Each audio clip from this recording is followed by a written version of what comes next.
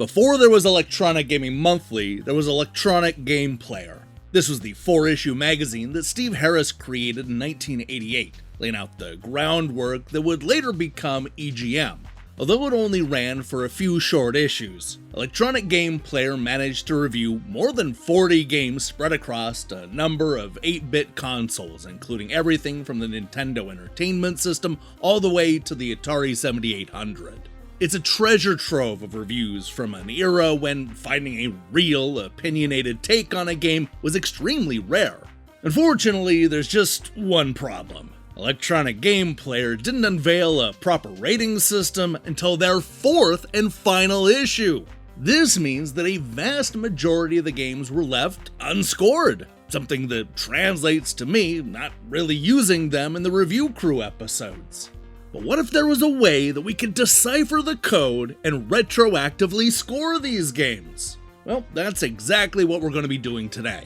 Using the 4-point hit meter that they introduced in issue 4 and then continued to use in the first 2 issues of EGM, I want to take a moment and actually read through the various reviews and attempt to figure out what grade they would have been given at the time. Is it a miss? Is it a near hit? A hit? Or if it's really good, a direct hit? That's what we're about to find out by actually reading what critics like Ed Semerad and Todd Rogers said 37 years ago. In this debut episode, we're going to be taking a look at 5 of the biggest games of 1988. I'm talking about the sports classic Mike Tyson's Punch-Out!, shoot-'em-up oddity Sky Kid, Zelda wannabe Deadly Towers, and both OutRun on the Sega Master System and Rad Racer on the Nintendo Entertainment System. Together, we can rewrite history and finally give scores to those poor, scoreless games. This is the debut episode of Grading Electronic Game Player. Power, power, power. Now, you are playing with power. Punch-Out by Nintendo. 11 world-class contenders. Take them down with your controller, beat them all, and you've got a shot at Tyson's title. Power.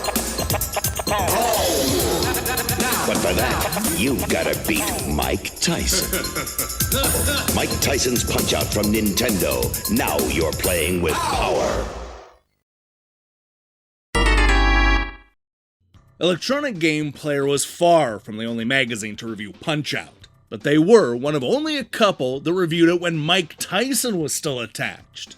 What's cool about this review is that it spends a lot of time comparing the game to the original arcade version. By the time that magazines like Ace and Computer and Video Games and Nintendo Magazine System got around to covering Punch-Out, that arcade game was long forgotten.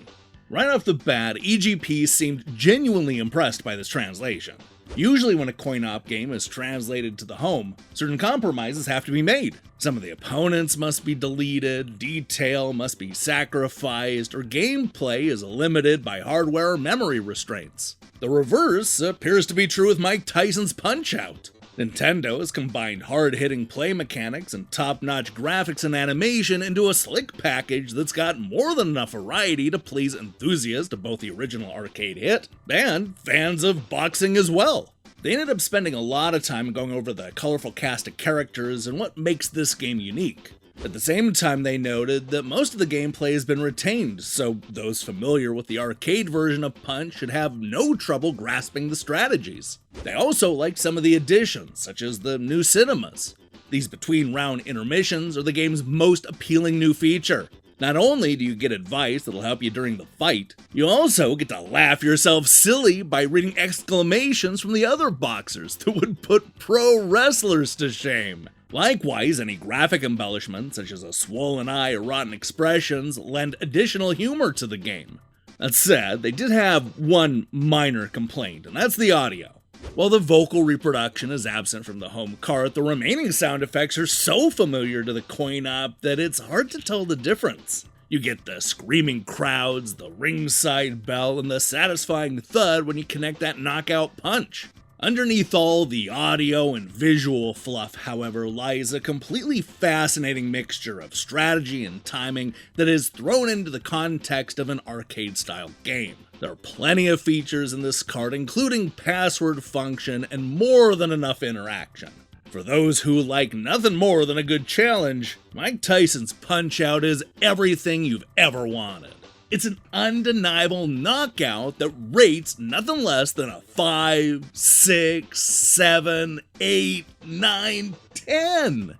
Alright, well, you might think that the referee count is a joke. I actually think that it's a sign of what they thought of the game. Reading through the review, there really isn't anything that they disliked about the game other than a minor complaint about sound, and even that wasn't that big. In fact, they actually seem to like all the changes that were made to the home game, repeatedly praising the graphics and the character and the gameplay. It's definitely a recommendation, and I think that this would have been given a direct hit rating.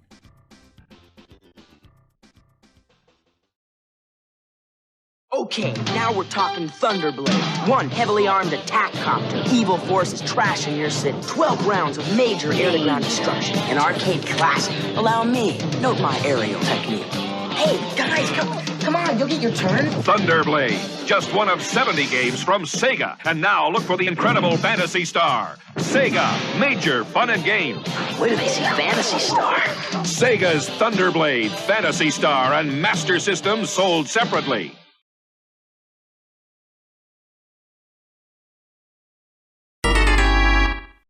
Yu Suzuki's incredible follow-up to Hang On took first place in the arcades when it was released in 1986. For nearly 2 years, Master System owners anticipated the home conversion, easily making it one of the system's most hyped releases. But did it live up to those lofty expectations? Well, Electronic Game Player wasn't so sure.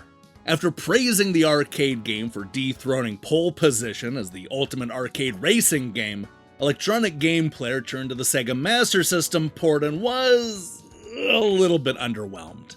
The home rendition of OutRun does an admirable job of mocking the layouts of the 5 separate raceways right down to the last winding turn. You'll also find the blinding hills, hairpin curves, and all the other dangers that keep OutRun players on the edge of their seats.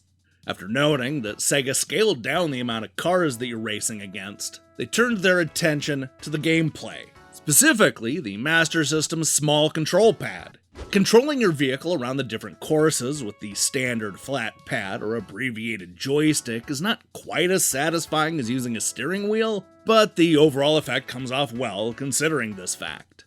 The car has a tendency to slip and slide in certain locations, almost as if it's being supported on a cushion of air. With the exception of this minor glitch, the movement of your vehicle is smooth and precise and quite responsive. Unfortunately, this is where the other shoe drops. If the game looks, plays, and feels like the arcade original that it's based on, it must be every bit as good, right? Well, in most respects, it is. The designers at Sega have attempted, as best they can, to pack all the same visuals into the 2 mega home cart that can be found in the OutRun coin-op machines that work with much more memory and carry price tags in the excess of $5,000. Sacrifices have been made in the graphics and animation, however, to ensure that the gameplay is not compromised. The hazards on the side of the road no longer extend past the view of the screen, and the rock canyons are unfortunately missing. Although this extra animation doesn't necessarily affect the quality of the play, its disappearance is very noticeable to fans of the coin-op OutRun. Now, one thing that they really liked about the game was the audio. They noted that, sure, it didn't sound exactly like the arcade game, but for the Master System, the tunes were pretty good. They then concluded that if you're searching for a game that looks exactly like the arcade version of OutRun, you're unfortunately out of luck. If, on the other hand, what you want is a game with comparable graphics and animation and gameplay that is faithful to the coin-op, then the Sega Master System version of OutRun is for you. It has all the luscious animation and the same surprise endings that are guaranteed to keep you entertained and coming back for more. Although its execution is a bit jerky at times, OutRun still stands in a class by itself. OutRun is highly playable as the definitive driving contest on the Sega Master System. To me, this does not sound like a direct hit. They had far too many complaints, and even at one point said that Sega succeeded in making an OutRun game in a matter of speaking. Honestly, that sounds more like hit territory to me. I don't think the complaints were enough to keep them from recommending the game, so I'm just going to call this one a hit.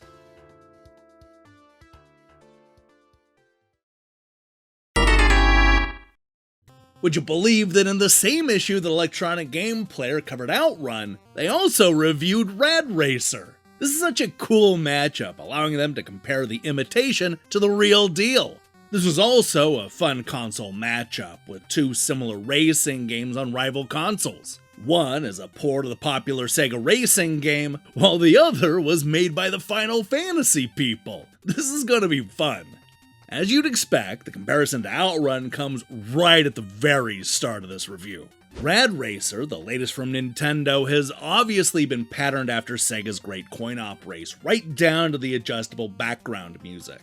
While it may be graphically less detailed, Rad Racer does succeed at fulfilling several of the most important play features that the Rad Racer cart came up short on. The designers at Square obviously knew they wouldn't be able to reproduce the superlative visuals of OutRun, so they opted to concentrate their efforts on the gameplay instead. They have succeeded without question. Now, much like the OutRun review, they also mentioned the gamepad when reviewing Rad Racer. Getting used to driving with the small flat pads instead of the regular wheel takes a while, but once you get a hang of turning and shifting, you'll be able to negotiate the corners with ease. Working against the other vehicles on the road requires quick reflexes, as well as strategic use of the brake button. Unlike most driving games that allow you to go all out for the duration of the race, Rad Racer demands the reduction of speed to overcome certain turns. They end up concluding the review in a way that doesn't exactly show their hand, noting that Rad Racer plays more realistically by allowing your car to continue to decelerate until it reaches a complete stop. The extra distance that can be squeezed out by speeding up just prior to finishing off the clock can push you far enough to reach the checkpoint or finish a particular race. That's a nice touch that's very noticeable to fans of arcade driving classics. Although I will admit that last paragraph didn't help. I'd argue that they liked Rad Racer more than OutRun, but did they like it enough to give it a direct hit? I don't think so. While they praised the gameplay, the presentation, and the modes, they also held back on the gushing. When I read the direct hit reviews in issue 4, they're a lot more enthusiastic. My guess is that, much like OutRun, this game would get a hit rating. That's still a 3 out of 4, though. I mean, that's not bad.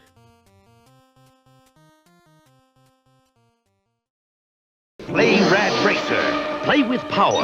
It's turbo speed in 3D. It's treacherous tracks, hot cars, hairpin turns. One mistake and you'll roll. Rad Racer, only from Nintendo. Now you're playing with power.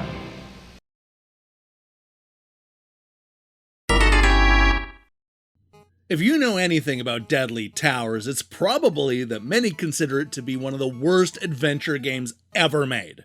There are countless people yelling and screaming about it on YouTube, using colorful language to convey just how angry they are that this game exists.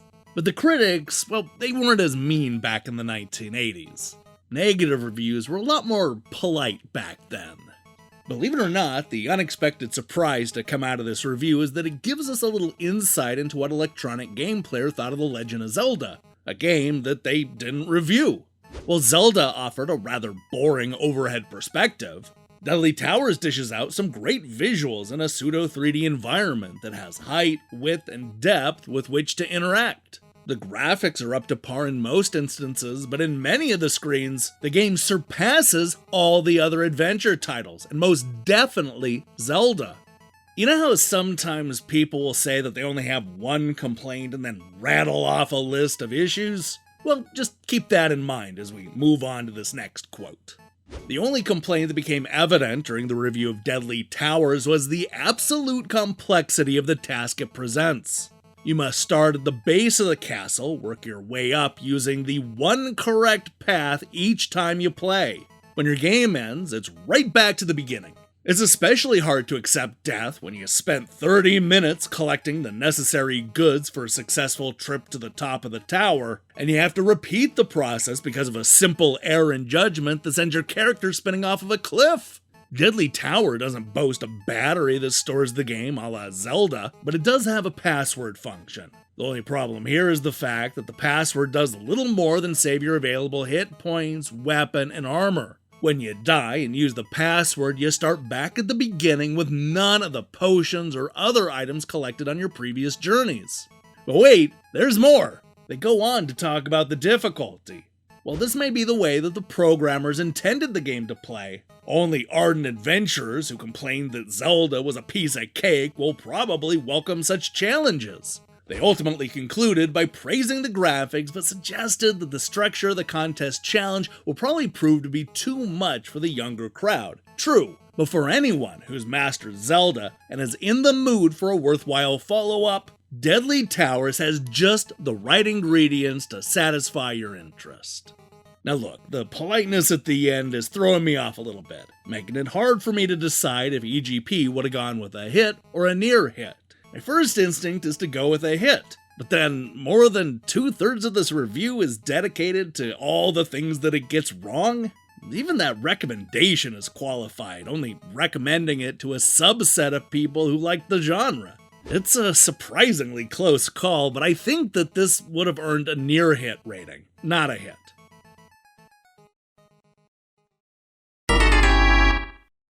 While I'm sure that I had played other shooters before Sky Kid, this Nintendo Entertainment System port was the first one that I truly fell in love with.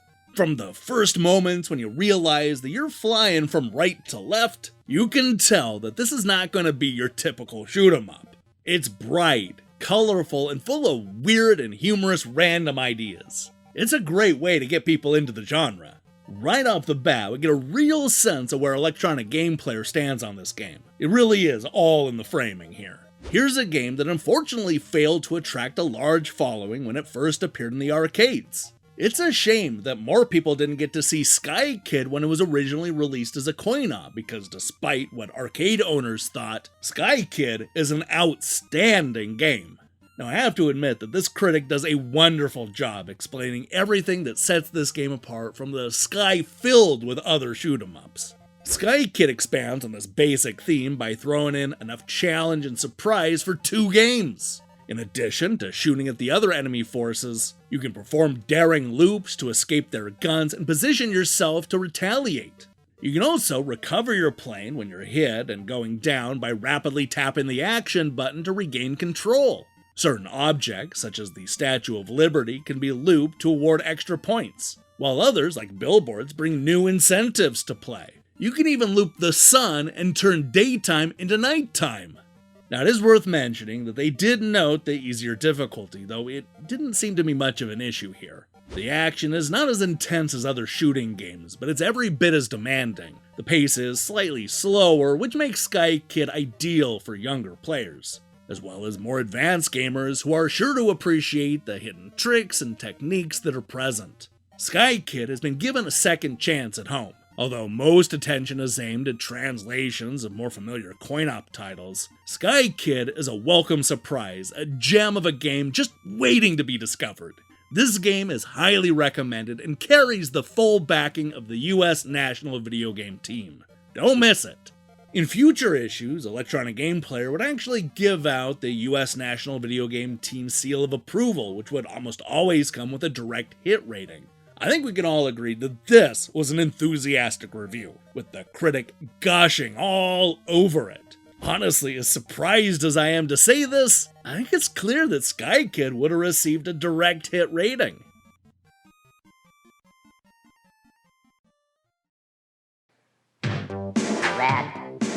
Rad, a unit of ionizing radiation equal to 100 ergs per gram. No. Rad. It's radical.